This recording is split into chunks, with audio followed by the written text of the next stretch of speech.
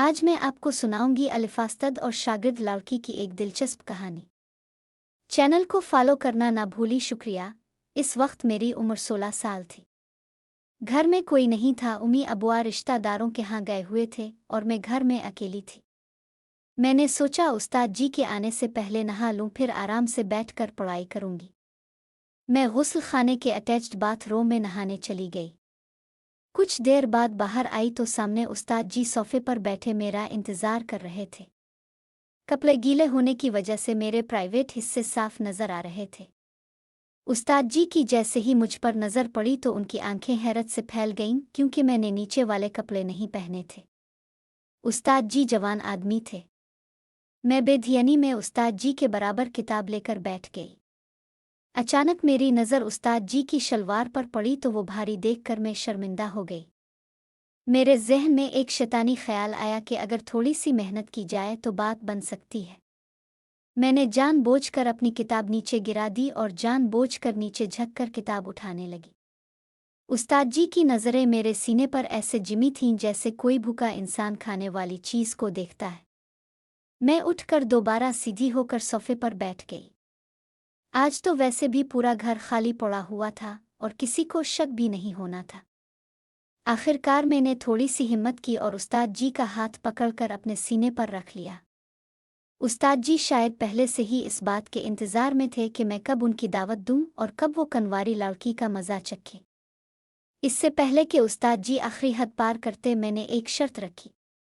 मेरी शर्त सुनते ही उस्ताद जी ने हामी भर कर कहा, मुझे तुम्हारी हर शर्त मंजूर है। जैसे उस्ताद जी ने हामी भरी तो मैंने सोफे पर ही उनके साथ। मेरा नाम नौरीन है।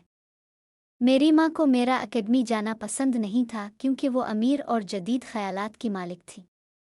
वो चाहती थीं कि मैं आम लड़कियों से अलग रहूं, इसलिए उन्होंने मेरे लिए एक प्राइवेट ट्यूटर का इंतज़ाम किया जो घर आकर मुझे पढ़ाता था। वो उस्ताद मुझे पढ़ाने के बहुत ज़्यादा पैसे लेता था।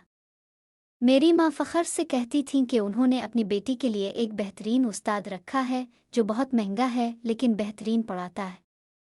वैसे तो वो उस्ताद अच्छा पढ़ाता था, लेकिन मुझे इसका रवैया पसंद नहीं था। शायद इसलिए कि मैं अपनी दोस्तों की तरह एकेडमी नहीं जा पा रही थी। जब मैंने अपनी माँ से शिकायत की तो उन्होंने मुझे डांट दिया और कहा कि मैं बहाने बंद करूं और अपनी पढ़ाई पर तवज्जो दूं। उन्होंने मुझे समझाया कि घर पर पढ़ना मेरे लिए बेहतर है। मजबूरना मैंने मान लिया और पढ़ाई में दिल लगा लिया। वक्त गुजरने के साथ जब मैंने इस उस्ताद को दिल से कबूल किया तो मुझे एहसास हुआ कि वो वाकई अच्छा पढ़ाता है। इसकी वजह से मेरी कारकर्दगी बेहतर होने लगी और मैं क्लास में टॉप करने लगी। इस पर मेरी माँ बाप बहुत खुश हुए। लेकिन फिर उस्ताद ने अपनी फ़ीस बढ़ाने का मुतालबा किया और मेरे वालिदैन ने बग़ैर किसी एतराज़ के इसे मान लिया।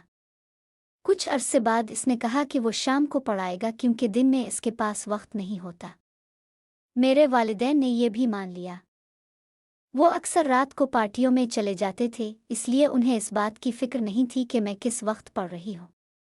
लेकिन एक दिन जब घर में कोई नहीं था, उस्ताद ने मेरे साथ वो हरकत की जिसने मेरी ज़िंदगी ही बदल कर रख दी। इस शाम जब उस्ताद आया, घर बिल्कुल खाली था। मेरी ताई माँ गाँव गई हुई थी और मुलाज़मा बीमार होने की वजह से छठी पर थी। मैं घबरा गई थी, लेकिन फिर सोचा कि सिर्फ पढ़ाई ही तो होनी है। मैंने मामूल के मुताबिक किताबें निकाली और बैठ गई। उस्ताद ने मुझे रियाजी के कुछ सवाल हल करने को दिए। मैं मसाइल हल करने में इतनी मगन हो गई कि अपने इर्द गिर्द का होश तक ना रहा। अचानक इसने अपना असल चेहरा दिखाया। इस ज़ाहिर में मेहरबान नज़र आने वाले उस्ताद ने एक दरिंदे की तरह मुझ पर हमला कर दिया। मैंने भागने की कोशिश की, लेकिन वो मुझे रोककर ज़बरदस्ती मेरे कपड़े फाड़ने लगा। मैं चीखने लगी, मगर घर में कोई न था जो मेरी मदद को आता। इसने मुझे बेहोश होने तक सताया। जब होश आया तो मैं अस्पताल के बिस्तर पर थी। मेरे वालिदैन रो रहे थे। डॉक्टर्स और नर्सिस के चेहरों पर अफसोस था। मैंने चीखना शुरू कर दिया, लेकिन कोई समझ नहीं पा रहा था कि क्या हुआ है। कई दिनों तक मैं बेहोश रही। जब संभली तो बोलना छोड़ दिया। माँ बाप से नफरत हो गई। उनकी लापरवाही ने मेरी जिंदगी तबाह कर दी थी। वो उस्ताद फरार हो चुका था और मैं अपने ही जिस्म से बेजार हो चुकी थी। आज भी जब वो लम्हात याद आते हैं तो लगता है जैसे कोई छुरी मेरे अंदर घूम रही हो। मैंने खुदकुशी के कई बार इरादा किया, लेकिन मौत भी मुझ पर रहम नहीं करती। इस दर्दनाक कहानी से हमें ये सीखना चाहिए कि बच्चों की परवरिश और हिफाजत महज पैसे या सहूलियात फराहम करने से नहीं होती। वालिदैन को चाहिए कि वो अपने बच्चों के जज्बात को समझें, उनकी बातों को तवज्जो से सुनें और उन पर एतमाद करें। अक्सर वालिदैन अपनी मसरूफियात या दीगर वजूहात की बना पर बच्चों की ज़रूरियात को नज़रअंदाज कर देते हैं, जो बाद में बड़े अलमिये का सबब बन सकता है।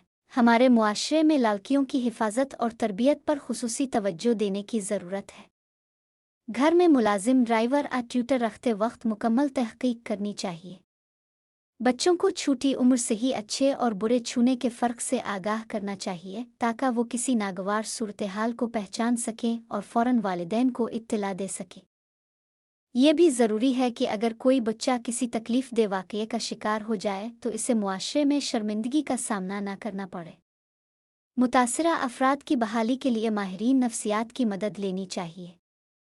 हमें ऐसे मुजरिमों के खिलाफ कानूनी कार्रवाई करने में भी पूरी तरह ताउन करना चाहिए। सबसे बढ़कर हमें अपने घरों को ऐसा माहौल देना चाहिए जहां बच्चे बिला खौफ व ख़तर अपने मसाइल बयान कर सके। वालिदैन को चाहिए कि वो अपने बच्चों के साथ दोस्ताना ताल्लुक़ कायम करें, ताकि बच्चे किसी भी परेशानी में फ़ौरन उनसे रुजू कर सकें। याद रखें, एक छोटी सी गलती या लापरवाही किसी बड़े सानिहे का सबब बन सकती है। हमें अपने मुआशरे को महफूज बनाने के लिए मिलकर काम करना चाहिए। हर फर्द को चाहिए कि वो अपनी जिम्मेदारियों को समझे और मुआशरे की बेहतरी के लिए अपना किरदार अदा करे। सिर्फ एक बाशऊर और जिम्मेदार मुआशरा ही ऐसे अलमियों से बच सकता है।